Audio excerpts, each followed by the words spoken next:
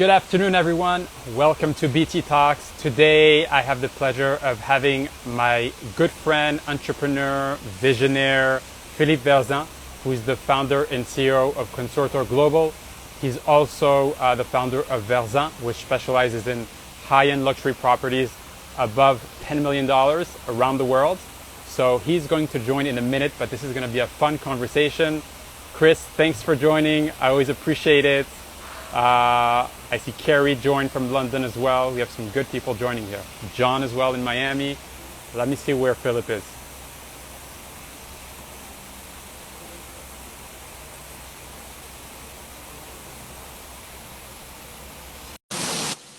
How are you doing, Chris? All good? How are you, Carrie? Oh, there's the man. That was fast. You see? Hey, how are you? I'm I doing love great. What is it? I love technology. My first Instagram live. Oh my God. Look, we have our friend Chris, who actually introduced both of us, who's here. He's Oh, always on my BT Talks. hey, Chris, how are you? Good to have you on.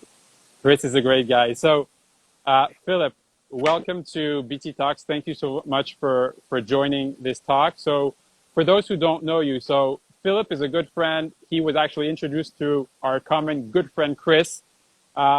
He's an entrepreneur, mainly in real estate and commercial, and I know you also do high-end residential. You're the founder of Consorto Global. Can you tell us a little bit about your journey into this business? And you're based in Europe, so you're in Estonia, but you're also Amsterdam. You used to travel a lot, but now with the pandemic, everything changed a bit. So tell us a bit Yes. about your journey, who you are, for the people who don't know you. Excellent. Well, thanks, Ben, for having me on. Thanks, Chris, for the kind intro. Welcome, everyone from Tallinn, Estonia. It's cold and dark, but we're really happy because until now, we've still been able to play sports and go to cinemas and go to restaurants. But as of this Monday, the restrictions are really kicking in. Yeah. Yeah. What actually connects me and Chris is that both of us used to be based in Dubai. So I have 14 and a half years of experience living in the Middle East, and that's where I started my real estate career. So I've been in the real estate now for 17 and a half years. It started off in Dubai, and in 2008 set up my own boutique real estate firm focusing on high-end real estate in the global hotspots and main capitals. And as you correctly mentioned, back in the day we used to travel every second week, but now stuck in one place. I remember we actually met in New York at the Gramercy Park Hotel, and you were in between actually several travels. That was back in the day. Yeah, I was flying from Dubai to New York, then hopped on to go to Miami, then from Miami went to LA, then went to San Francisco, back to Miami, back to New York, back to Dubai, all in within 10 days. The good old days. And yeah, now in the last 2.5 years, I really focused on the commercial real estate, and we set up a company called Consorto. What we do is we are really empowering the professionals that are investing into commercial real estate across Europe. So this tech-driven platform connects the investors, brokers, and sellers, and yeah, trying to do what US, has been doing for the last couple of years, trying to Yeah. replicate something similar But here in Europe. you're disrupting the industry, because I haven't seen. I mean, I try to follow everything from residential to commercial globally, and in Europe I haven't seen any platform that's similar to yours. I mean, I receive your newsletters. I look at your site. There's a lot of actually really interesting deals on a commercial perspective, and it seems like for the people who want to find good deals and connect with investors or the right properties, it's the right platform. So tell us a bit how your platform works. Yeah, so first of all, you have to join the network. It takes less than 1 minute. Our backend team will verify the profile. We actually want to make sure that all the people within the platform are professional in their own sort of real estate segment. So you have like a vetting system. Yeah. Yeah, correct. A vetting system, and then once you're on, you can actually post property listings in off-market and on-market mode. You can then browse and see other listings, and you can post wanteds. And what I think our sort of secret sauce has been is we really go deep into matching investor profiles to the assets. So relevant properties will start coming to your mailbox, to your WhatsApp, to whichever notification method you choose. And we've gone even further this year. We've now automated the initial workflow. So once you've identified the off-market property listing that you like online, typically that will be locked. You will not get details. So what we allow you to do is we have embedded digital signing. So you can instantly sign an NDA. Then this will unlock the full property fact sheet. You can already proceed to a preset Q&A section. Once you've done that, automatically you can make a decision. There is a fit. I'm interested to proceed. Connect me to the transaction department, or you can select a reason why you actually pass. So what used to take two weeks, connecting a broker in another country, getting them to send you an NDA, signing it, requesting for basic Q&A, we actually allow you to do it 24/7 and within a couple of minutes. So you're simplifying the process. Yes, correct. And also relevant matchmaking, because as you know, maybe your own mailbox gets bombarded with deals that are not relevant to you. So really want to make sure that the vendor gets his asset to the right audience. And recently we launched something called Smart Match. So as a seller, you can insert your property details and we show you immediately how many potential active buyers are there. Because we have now mapped over 600 active institutional investors that constantly buy across Europe. And we have taken and broken down their profiles based on asset types, risk profile, locations of interest, budgets, etc. So we can instantly tell you that, for example, your office building in downtown Munich has currently 27 potential global investors. Yeah. Would you like to insert relevant details? We verify it, and you can see in the next 24 hours, these 27 investors will receive in their mailbox a standard fact sheet. So the investment analyst can review it and give feedback. And so within two or 3 days, we have the entire possible global network covered for you. What type of properties are most of your investors interested in? Is it hotel properties, office buildings? Is it anything industrial? What are they looking at? And is there certain regions in Europe that they're more interested in than others? Maybe, I don't know, maybe it's France, maybe it's Italy. What is in the mind of the investor? Yeah, very good question. After the COVID first wave, it has greatly changed, and you can see that the demand for hotel and retail has gone really down, and logistics and industrial has been the top performer. You still see quality office buildings being in high demand, but what we see is residential portfolios really being on the sort of top of the shopping list. Nordics has been incredibly interesting recently. As you heard, there's a 1.6 billion euro transaction being sort of talked about. Wow. Danish residential portfolio. We see that UK markets still strong, Germany, of course, France, and then somewhat sort of Netherlands, Spain, Italy. But yeah, I would say UK, Nordics, Germany, of course, being the top market. Also leverage is really important, and lending. So commercial lending go hand in hand. And what we've seen is that Germany seems to have the best lending terms. So supply is super limited. Institutional investors keep bidding on interesting assets, and very difficult to actually buy.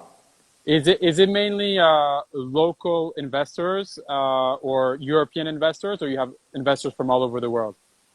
Yeah, we actually our investor base is global, but due to a lot of the restrictions, you see certain regions like Asia, South Korea, they have sort of put their purchases on hold. So you see the local investors coming in so stronger, but you see that across UK still a lot of international audience looking at sort of opportunities. Yeah. And what we see lately is that the hospitality and retail is being looked at by opportunistic funds, by also brands that are looking to take advantage of this situation. Yeah, I was going to ask you, my next question was actually, so because of this whole, pandemic we've been through all over the world, has it affected, the commercial real estate space? I assume it did, but I also see that there's people that are seeing it as an opportunity to get some really good deals. And I think it's the same thing as well in the US, but in Europe, like on hotel deals or, office buildings and, getting a good deal and converting it into something that works. What's the situation with everything that's been going on and that's going on right now? People have to become creative. As you see, the empty hotels which are sitting need to be somehow, converted into cash-generating businesses. So, if you look at the standard service department model versus the hotels, the hotels have got an advantage because you have got the F&B segment, you have got the business element, you have got the housing. So, if they can be creative and come up with a sort of a, solution that caters to the business local community as well as the traveler, definitely changing. What else we see is that the tenants are starting to negotiate shorter leases.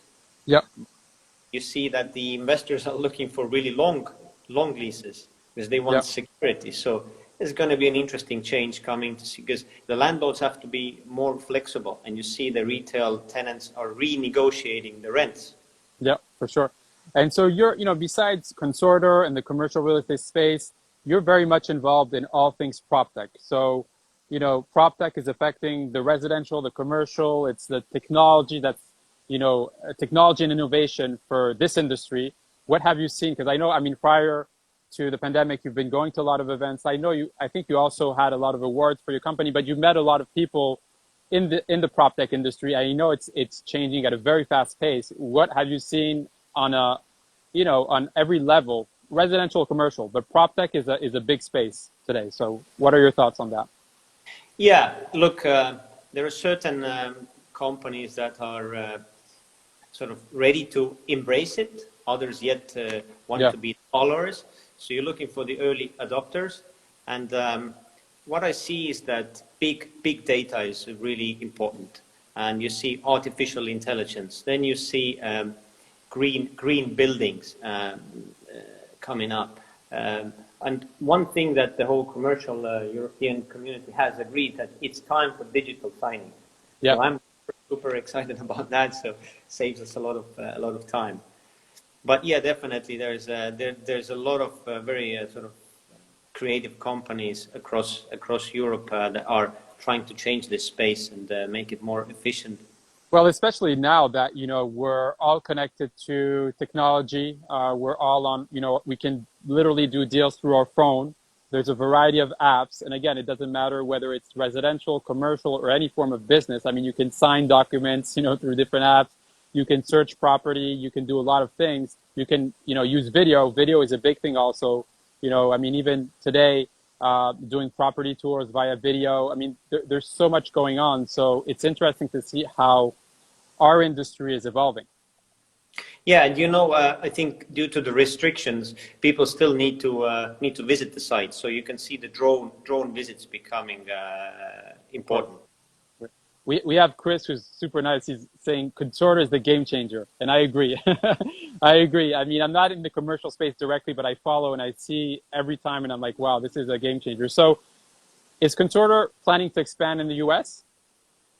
Starting to look at the market, trying to understand what the available solutions are. There are a lot of really good companies there already in that segment. So we need to do a bit more research, but definitely a really interesting market for us in the future. So a side note, so we don't forget, but Chris is asking, what is the temperature in Estonia right now? -2. Yeah, so in Estonia, it's very cold. And Philip every morning goes to the lake and goes for a swim in the minus something water to start the day. Philip goes to the kitchen, gets a hot cup of tea, and looks in TV how these crazy people are swimming in the cold temperature. So to come back, what is the typical day in the life of Philip? Like, how do you? Before the pandemic, during the pandemic, we all have different things to do on a personal level, professional level, but this has affected everyone. How is your day to day? I assume you were in Estonia for the past few months. Yeah. So Look, I like to wake up early, so I must say I wake up between 6 and 6:30. I like to read and get an update on what's going on. It's a good And practice.